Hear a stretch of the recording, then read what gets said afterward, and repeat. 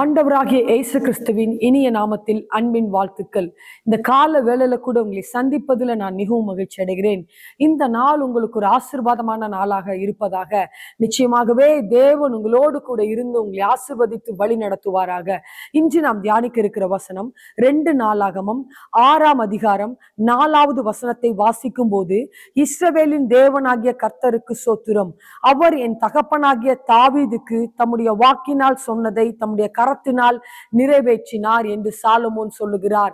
ஆண்டவர் தாவீதுக்கு வாக்கினால் கொடுத்த ஆசீர்வாதத்தை இன்று சாலமோனின் நாட்களில் கரத்துல கொடுத்து தேவன் உயர்த்தினார் என்று இந்த வசனத்துல பார்க்கிறோம். இந்த வீடியோவை பார்த்து கொண்டிருக்கிற உங்களுடைய வாழ்க்கையில கூட அநேக வாக்குத்தத்தங்களை ஆண்டவர் கொடுத்திருக்கலாம், அநேக காரியங்களை செய்திருக்கலாம், அநேக வசனங்கள் ஊழியர்கள் மூலமாய் கொடுத்திருக்கலாம். ஒருவேளை இந்த நாளில் அது நடப்பதற்கு வாய்ப்பில்லையே என்று கூட நீங்கள் சோர்ந்து போய் இருக்கிறவர்களாக கூட இருக்கலாம். ஆனால் ஆண்டவர் இந்த நாளில நம்மை பார்த்து பேசுகிறார்.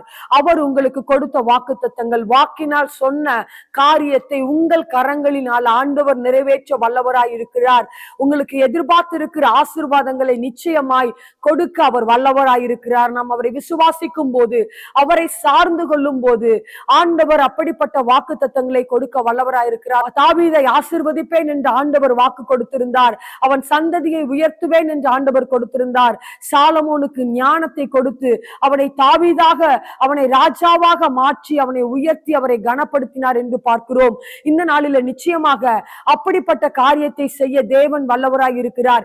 எந்த காரியத்திற்காய் நீங்கள் ஆசீர்வாதத்தை எதிர்பார்த்து காத்திருக்கிறீர்கள், எது நடக்க வேண்டும் என்று இருக்கிறீர்கள், ஆண்டவர் உங்களுக்கு கொடுத்த வாக்குத்தத்தங்களை, ஆண்டவர் வசனத்தின் மூலமாய் உங்களோடு பேசியதை நிச்சயமாய் கூட அவர் நிறைவேற்ற வல்லவராய் இருக்கிறார். உங்கள் கரங்களில அப்படிப்பட்ட ஆசீர்வாதத்தை கொடுத்து அவர் உங்களை உயர்த்துவார்.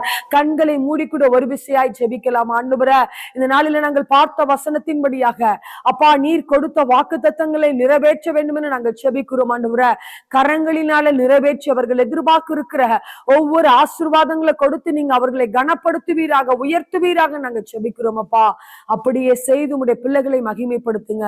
இயேசுவின் நாமத்துல ஜெபிக்கிறோம் எங்கள் நல்ல பிதாவே, ஆமேன். ஆண்டவர் உங்களை ஆசீர்வதிப்பாராக.